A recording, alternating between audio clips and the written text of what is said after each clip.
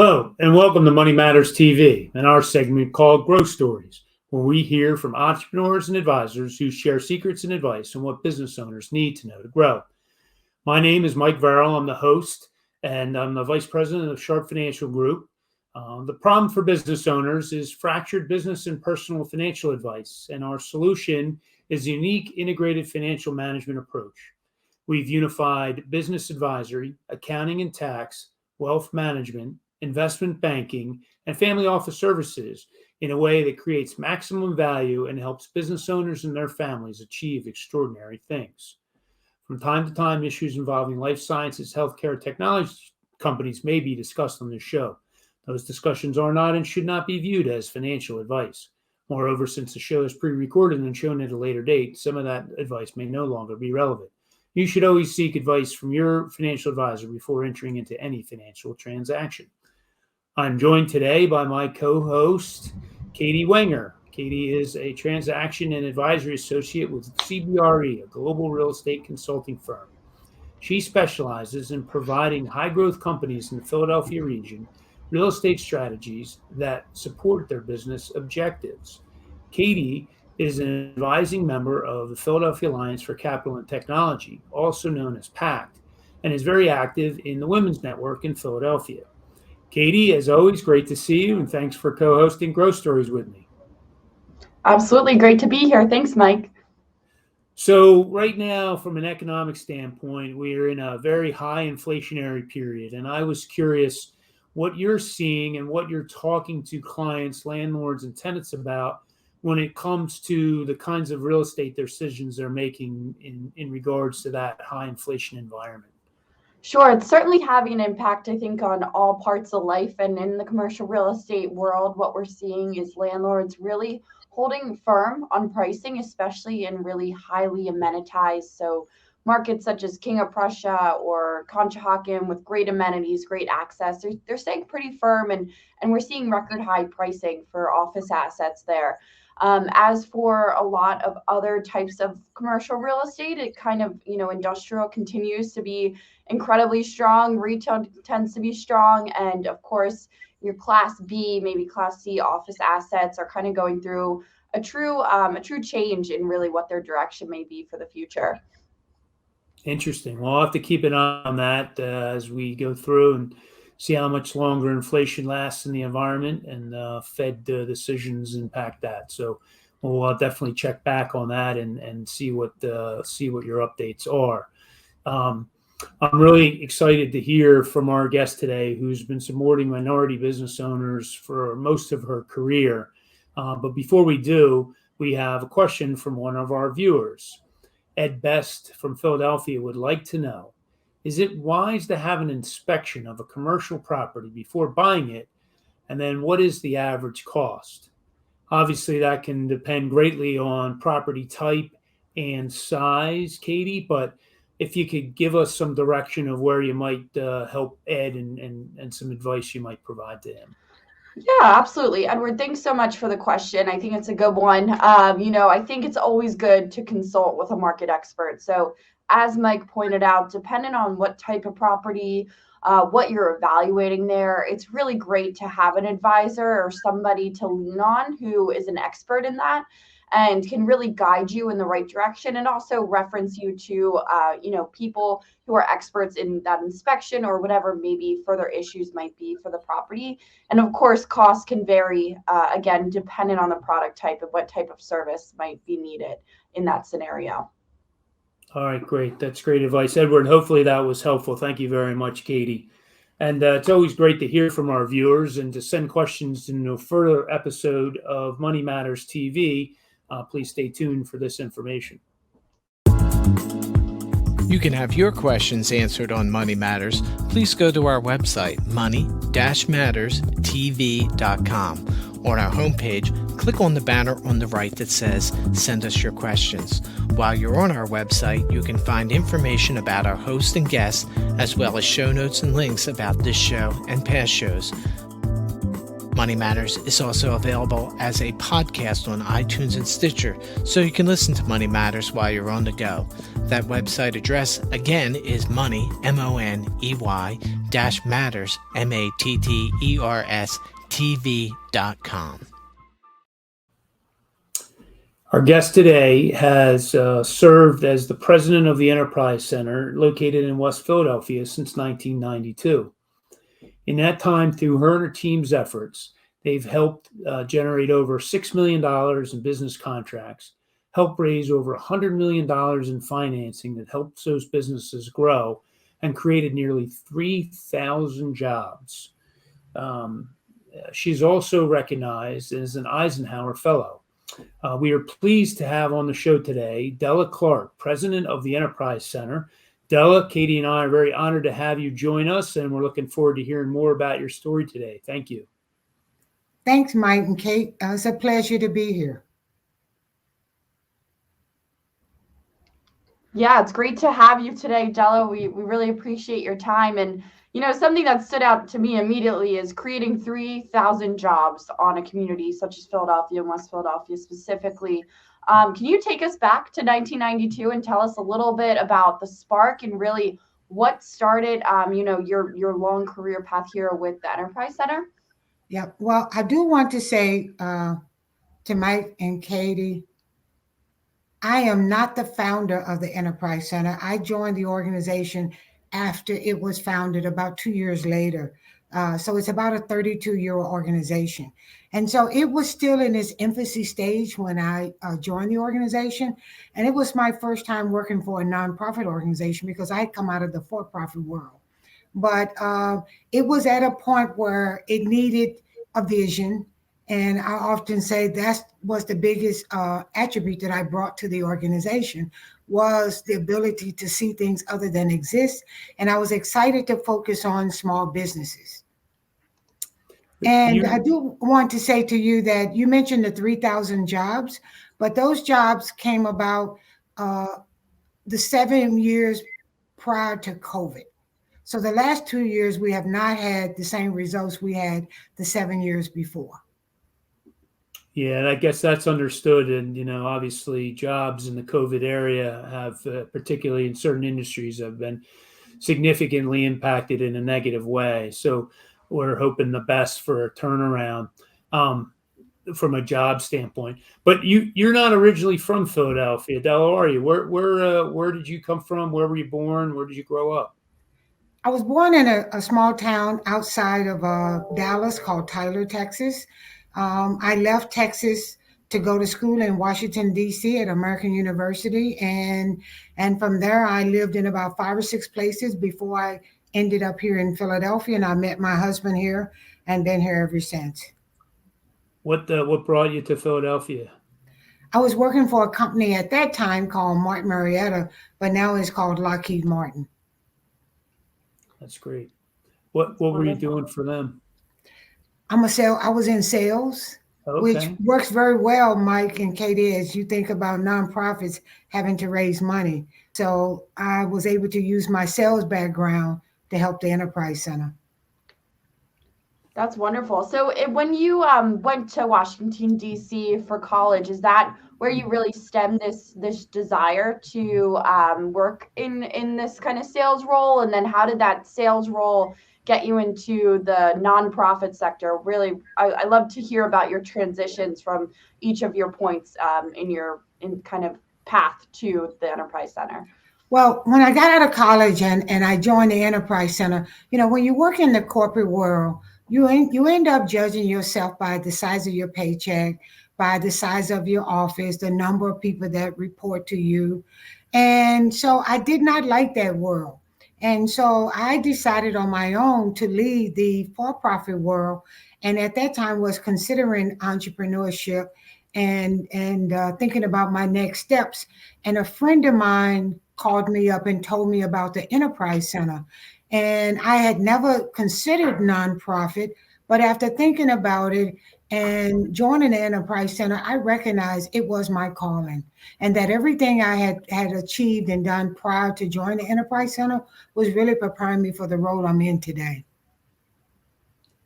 Did you have a passion for entrepreneurship in your background? Like growing up, were there things that you did that you would consider entrepreneurial, or did you just kind of take your sales acumen, if you will, and say, you know what, I worked for a big company. I can, I know how to go out and talk to people. I can sell ideas, and I'm going to make it work at the Enterprise Center. How did you come about that? I wish I said all that, Mike, but I did not. I just kind of fell into this role. But I will say, growing up, I didn't recognize it in my early childhood that many other things that I was learning at that time was also preparing me for this role, because I got the gift of gab from my mother, and I have my entrepreneur spirit from my father. My father had his own business, and I do recall his struggles, both getting business and his financial struggles as a minority business owner at that time. And never in my wildest dream did I ever think that understanding his travel and his path would end up being the way I would coach other entrepreneurs. Well, it probably gave you a great empathetic viewpoint for them too, I would guess, huh? Then when you start to draw back on your life experiences and what your father went through and applying it to those folks, that's fantastic. Yeah. So what were the early years like? You come into this organization, it's been there a couple years, it needs a good vision to get off the ground. Obviously, it did something very successfully because it's been around for a long time and it's a well-known brand in Philadelphia. So take us through kind of the evolution of that.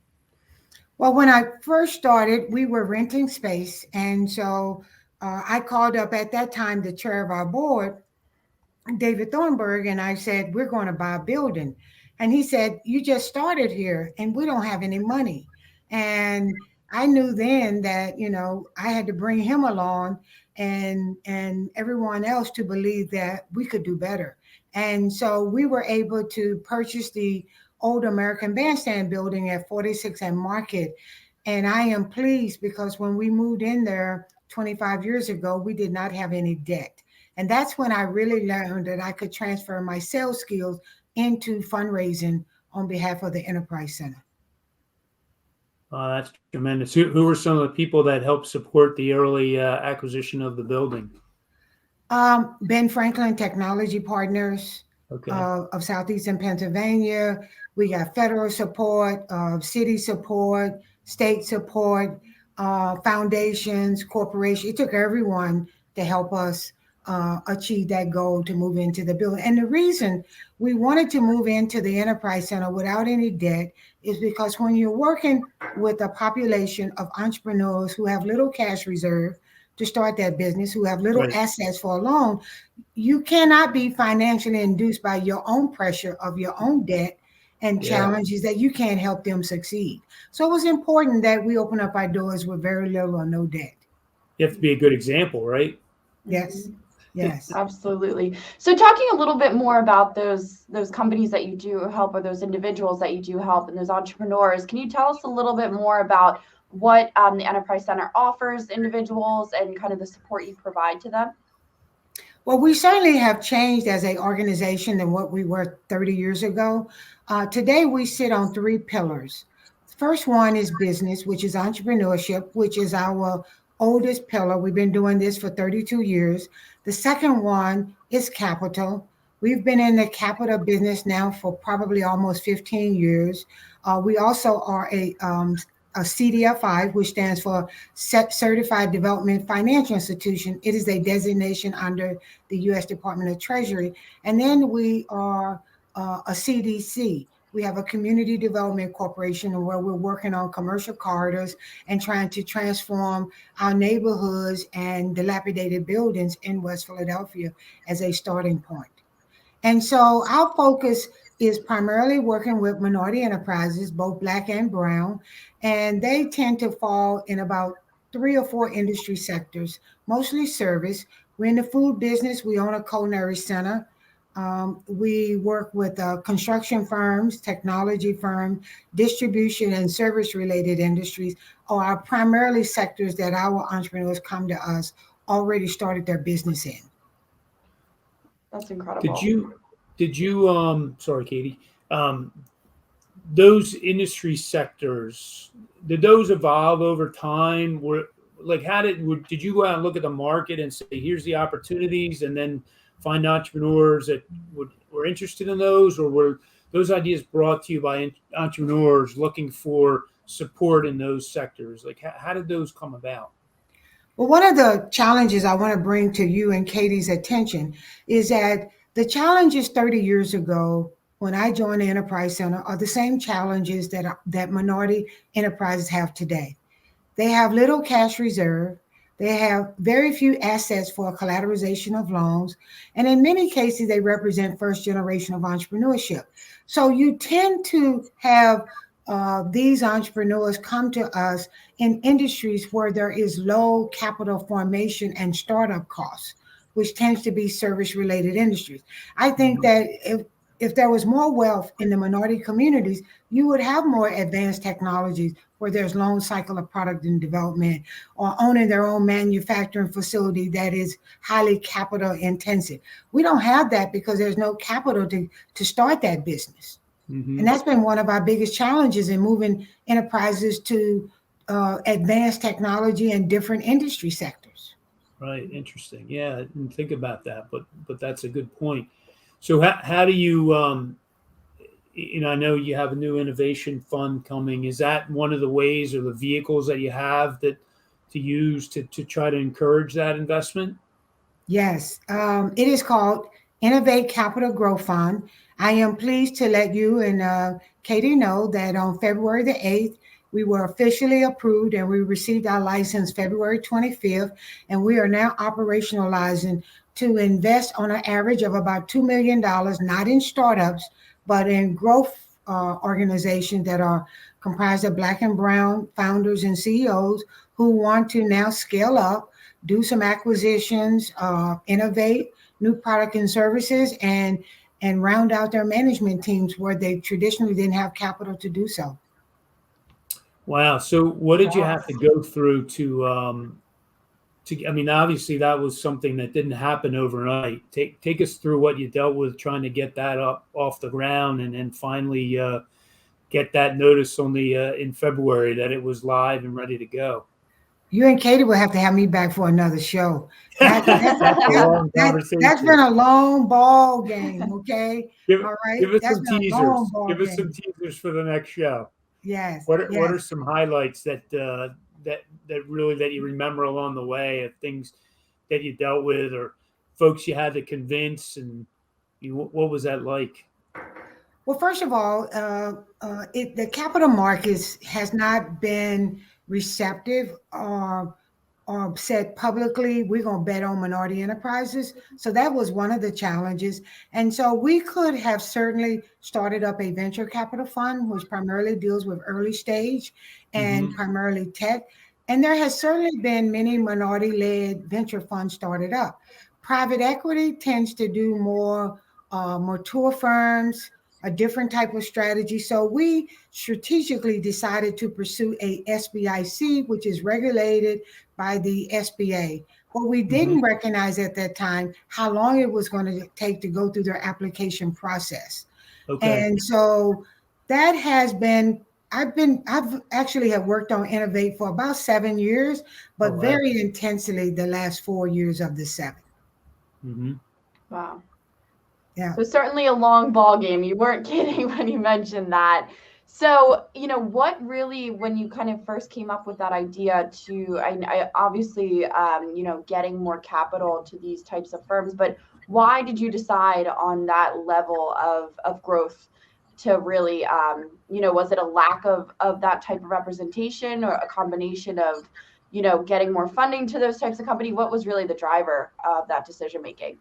Well, if you think about the way a baby is born and grows up, goes through developmental stages to get to from a baby to adult, it's a similar kind of growth cycle for a business. So as I said to you earlier, many of our companies start out with little cash reserve and, the challenges of lack of capital. But as they've gone through that trajectory of their business, the capital gap still remained. And that credit box that is at banks and financial institutions that is highly regulated just didn't allow for the flexibility for the path that minority businesses had to go through to get to a point of a standout, which ready to grow and scale up. And so we saw a real need to be at that pivot point for these companies and be at that door for supplier diversity between the institutions, the public sector and private sector, to help them with their capital gap. And that's the purpose of Innovate. So we see Innovate with a two-pronged approach. One is a purpose around the capital gap, and certainly the other one is being transactional and providing a return to do proof of concept to show that minorities are worth betting on, not only in the Philadelphia Mid-Atlantic, but in America. It's incredible. Will that, just based on that comment, will this fund focus nationally, or will you just focus in the Philadelphia region, or was there a geographic parameter? Well, we have to perfect our model. We are a first-time fund, and first time as a SBIC. This is Fund 1. And so we think it is important that we perfect our operation, our model, build our team. We certainly want to look across the United States and build a national model, but we're going to focus here in Philadelphia and in the Mid-Atlantic, and then continuously add on until we have a national perspective and investment strategy. Got it. That's great. So what do the next steps look like? You mentioned that you received that approval. So what's next for this fund and for the Enterprise Center? Well, first, we have to continuously fundraise. We set Fund 1 goal of 50 million, and we've raised 21 million in commitments to date. So we have 29 million to go for Fund 1, and nothing stops us from surpassing 50 million. So we are still fundraising. That is very, very important that we reach our goal. The second step is building additional team members so that we can do a very good job, because our success of a national model is predicated on this first fund. So that's very important for us that we get it right, getting out of the gate for Fund 1. What are some of the types of targets from a fundraising standpoint? Who are you talking to? Who's been interested? Who makes sense? What kind of profile investor? Are you mostly institutional type investors, or? Yes. So we're looking at the SBA define them as accredited investors. Banks is a good source because banks can get CRA, as well as we can recapitalize many of our investments back to banks who can take us out in terms of an exit strategy.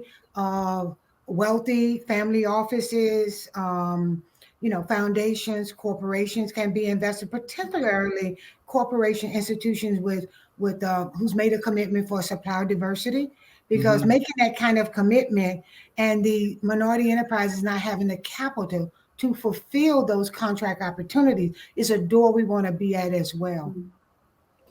And what's your target for funding your first companies? Do you have a target in mind when you'd like to write that first check, if you will? Well, what's more important is not the timeline, but making sure that the first investment represent the portfolio we ultimately want to build. And to be able to send a signal to not only to our investors, but to the minority enterprises that this is a fund with both purpose and that will be highly regarded as transactional.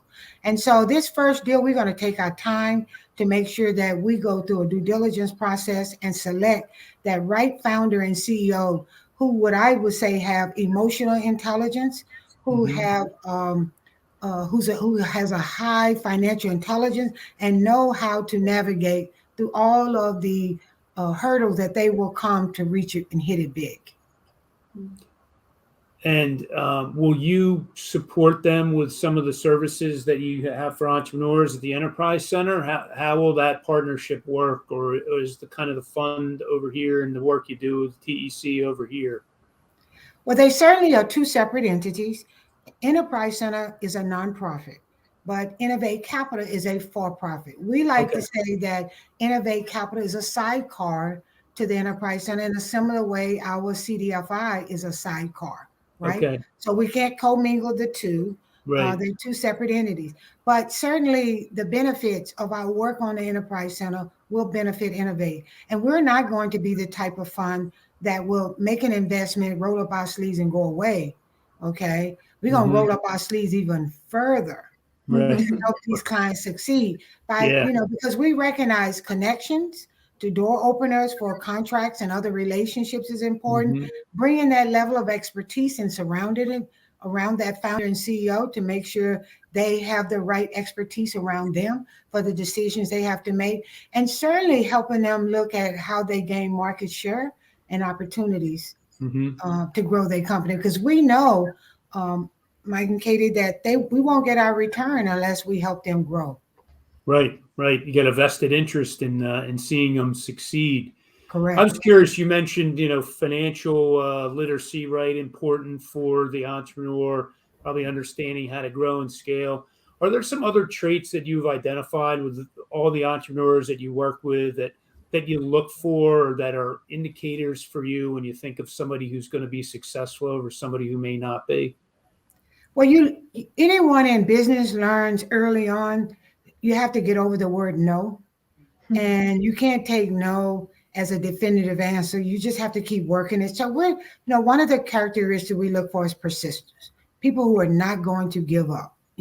As I mentioned, this long ball game and getting this SBIC, that sometimes can be the tradition or the norm for certain companies you want to acquire, certain industries you want to get in. So we're looking for persistence. The other one is being able to understand that certain business cycles is not quick success, that it requires a great deal of hard work, great deal of diligence at the vision and mission in order to achieve it. So we're looking for people that understand and that stamina that they have to succeed. Hmm.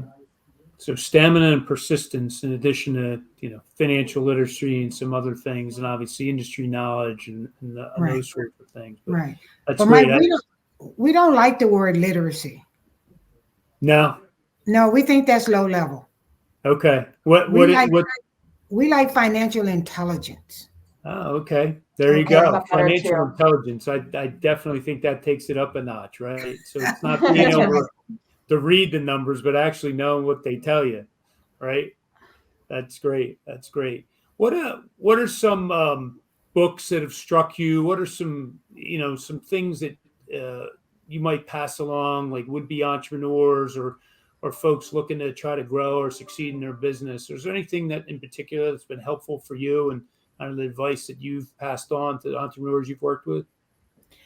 The biggest thing with small businesses is learning their financial statements and how important they are, and building the balance sheet, and building their company through the numbers. Because while don't think that I'm discounting a team and people, but you got to have resources to pay for a good team and to Right. provide them with benefits and all the resources required to keep that team.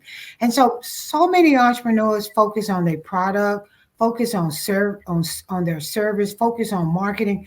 But when it comes to the financials and understanding the importance of building that balance sheet and building that cash reserve and looking at their business ratios, this is what I want to put voice to and really get entrepreneurs, because too many entrepreneurs have come in the Enterprise Center over the years, not knowing their numbers, not understanding the balance sheet, not Right. understanding how important is it. Because if you have a strong balance sheet, you can get capital. You got a weak balance sheet, you cannot get capital.